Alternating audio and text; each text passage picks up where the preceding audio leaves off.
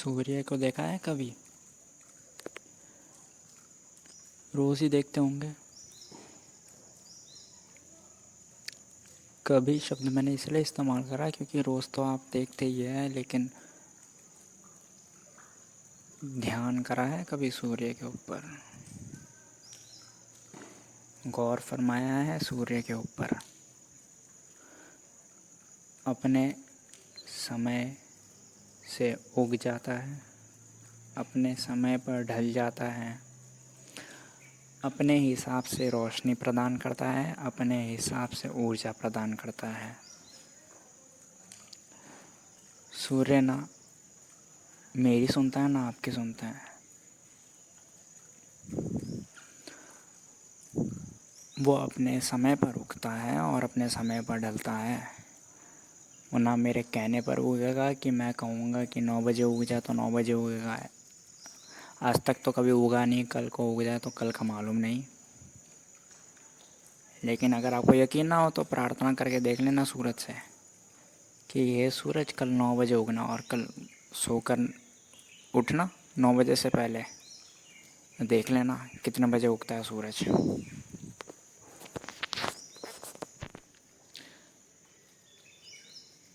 आज तक तो कभी ऐसा हुआ नहीं कि किसी ने प्रार्थना करी हो कि इस समय पर उगना,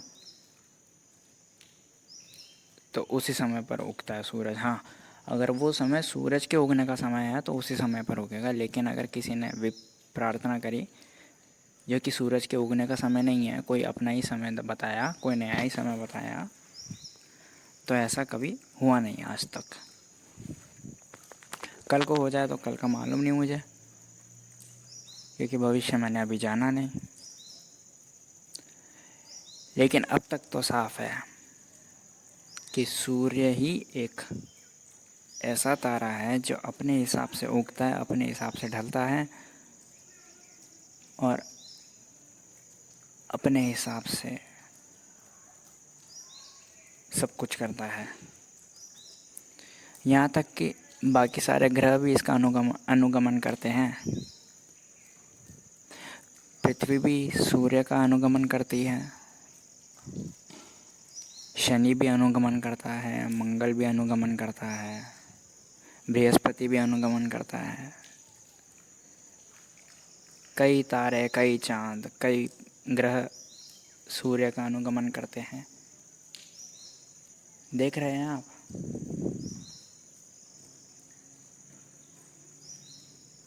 सूर्य का प्रभाव सब कुछ अपने हिसाब से करता है, अपने समय पर करता है, किसी की नहीं सुनता। फिर भी किसी का इसके बिना रहा नहीं जा सकता। हर कोई इसके ऊपर निर्भर है। आप कल्पना करके देखना, अगर लगातार 24 घंटे तक अगर सूर्य ना उगे, सूर्य ना हो आकाश में, तो कितनी तकलीफ़ होती है।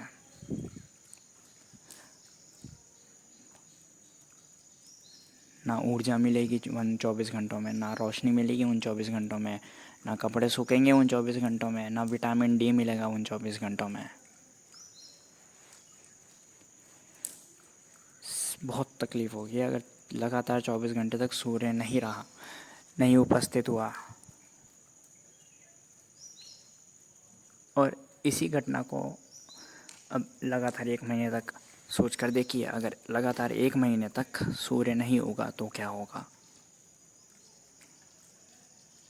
तब आपको मालूम पड़ जाएगी कि आप कितने निर्भर है सूर्य के ऊपर, उसकी रोशनी के ऊपर, उसके विटामिन डी के ऊपर, उसके ताप के ऊपर। हालांकि सूर्य यूवी रेज़ भी देता है जो कि बहुत नुकसान देती है हमारे चमड़ी के लिए, हमारी आँखों के लिए।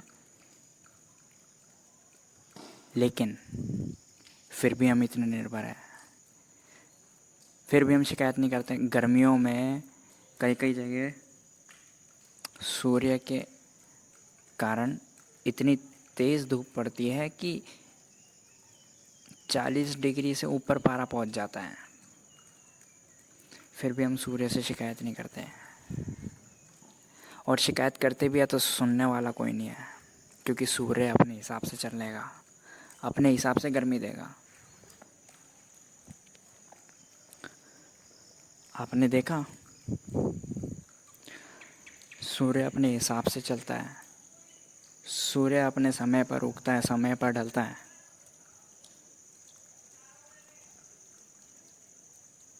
और कोई अगर शिकायत करे सूर्य से कि ऐसे ना करो, ऐसे करो, तो कोई सुनवाई नहीं है, कुछ नहीं सुनता। सूर्य अपने हिसाब से ही कर्म वगैरह सब करता है। उसके बावजूद भी लोग इसके ऊपर इतने निर्भर है। पूरी पृथ्वी इसके ऊपर निर्भर है, पूरा सौर मंडल इसके ऊपर निर्भर है, सूर्य के ऊपर।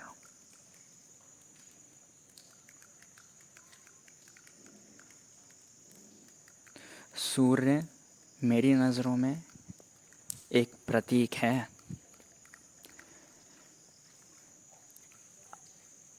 आत्मनिर्भर होकर भी सब इसके ऊपर निर्भर है। यानी सूर्य को किसी से पूछने की ज़रूरत नहीं, किसी से अनुमति लेने की ज़रूरत नहीं, सब अपने हिसाब से करता है, अपने समय के मुताबिक करता है। लेकिन फिर भी सारा जहान इसके ऊपर निर्भर है। अगर सूर्य रुक जाए तो सारा जहान रुक जाए, लेकिन अगर सारा जहान रुक जाए, सारा जहान सो जाए, फिर भी सूर्य अपना काम करता रहेगा अपने हिसाब से। सूर्य को रोकने वाला कोई नहीं। आप भी सूर्य की तरह बनना, अपने हिसाब से काम करना, अपने स्वधर्म के अनुसार काम करना। सूर्य का धर्म है ऊर्जा प्रदान करना, ताप प्रदान करना, यूवी रेस भेजना, समय से उगना, समय से ढलना। ये सूर्य का स्वधर्म है। आपका भी कुछ ना कुछ स्वधर्म होगा। जैसे चंद्रमा का स्वधर्म है कि हर 15 दिनों में पूर्णिमा हो जाता है और हर 15 दिनों में एक बार अमावस हो जाता है, और ये चक्र चलता रहता है, पूर्णिमा से अमावस, अमावस से पूर्णिमा। ये चंद्रमा का स्वधर्म है। जिस दिन पूर्णिमा होता है उस दिन चंद्रमा ओशन में, सीज में हाई टाइड देता है, प्रभाव डालता है। हाई टाइड आती है चंद्रमा के कारण, वो चंद्रमा का स्वधर्म है।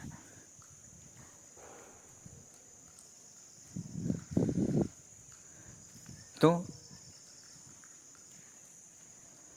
सूर्य अपने स्वधर्म के अनुसार काम करता है, अपने समय के अनुसार काम करता है। चंद्रमा अपने स्वधर्म के अनुसार काम करती है, प्रभाव डालती है। अपने समय के हिसाब से पूर्णिमा हो जाती है, फिर अमावस हो जाती है।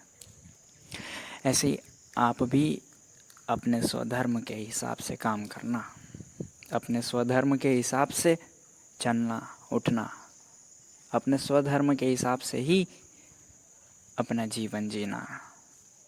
फिर आपको सूर्य जैसा बनने से कोई नहीं रोक सकता।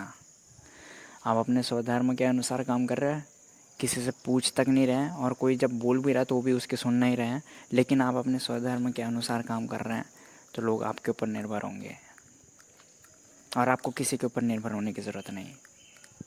ये सूर्य से सीख मिल सकती है, ये चंद्रमा से सीख मिल सकती है। और जो अपने स्वधर्म के अनुसार चलता है उस संसार के ऊपर से निर्भरता पूरी हट जाती है। वो संसार के ऊपर निर्भर नहीं रह जाता, क्योंकि वो स्व में स्थित हो गया, यानी अपने आप में स्थित हो गया। और जो स्वयं का धर्म होगा वो उससे वही निकलेगा।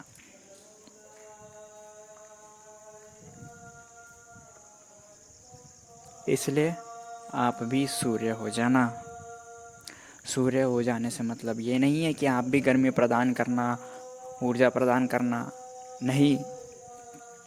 थोड़ा गहरे में समझिए। आप भी सूर्य की तरह अपना स्वधर्म के अनुसार चलना, बैठना, उठना, कर्म करना, जो आपका स्वधर्म कहेगा वो करना।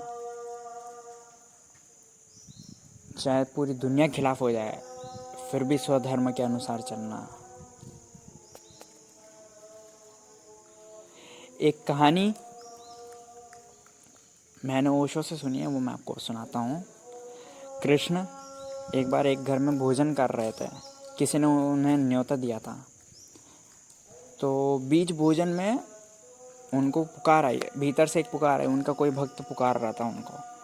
तो बीच भोजन में खड़े हो गए।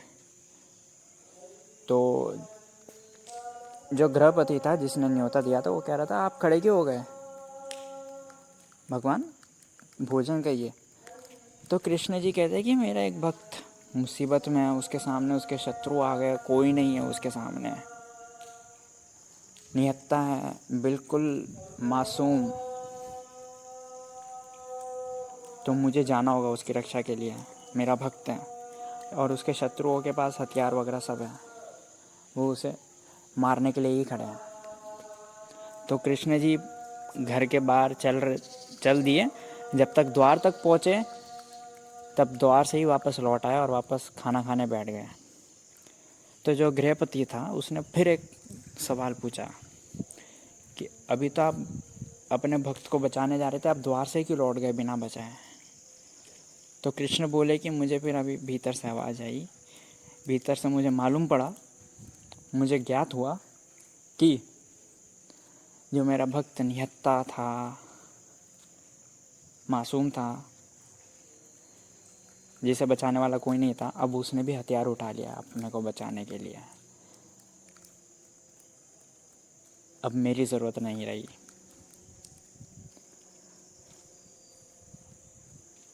अब वो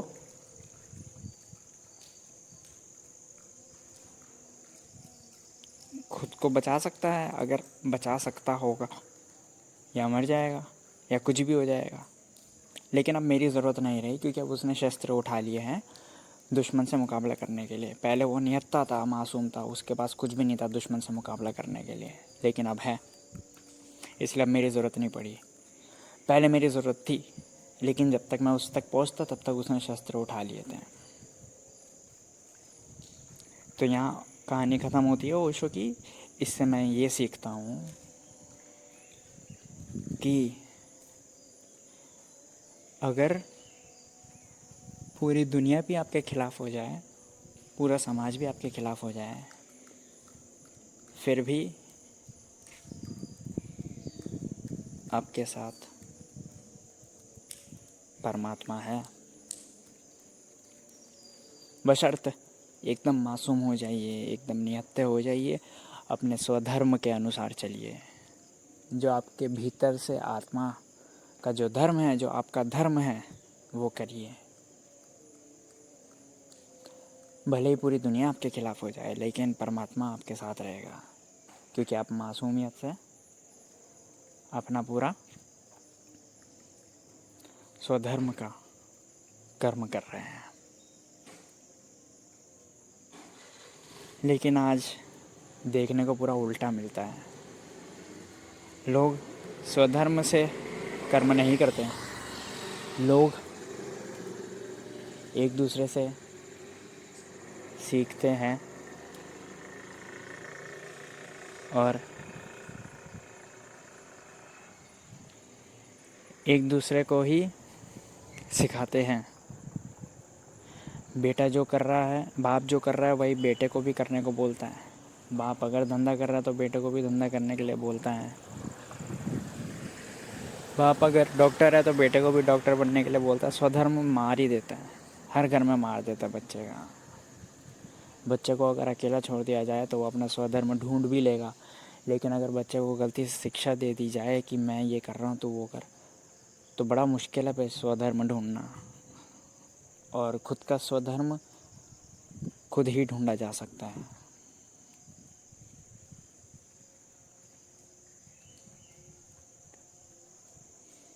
और फिर बड़ी मज़े की बात है, स्वधर्म तो भूल ही जाता है, जो काम सिखाया होता है वो काम करने लग जाता है। फिर परमात्मा को याद करते हैं, हे परमात्मा मेरा मुनाफा क्यों नहीं हो रहा धंधे में, जबकि मेरे पापा ने मुझे इतनी अच्छी ट्रेनिंग दी है। हे परमात्मा मेरे पास कोई पेशेंट क्यों नहीं आ रहा है, जबकि मैंने एम्स से मैंने डॉक्टर की पढ़ाई करी है। मैंने बोला ना, परमात्मा उसे ही बचाने आता है या उसकी रक्षा करने आता है जो निहत्था मासूम होता है। अगर स्वधर्म से चलेंगे तो परमात्मा ज़रूर आपके साथ रहेंगे, लेकिन अगर स्वधर्म से नहीं रहेंगे, नहीं चलेंगे, तो निर्भर भी हो जाएंगे लोगों पर और उसी निर्भरता में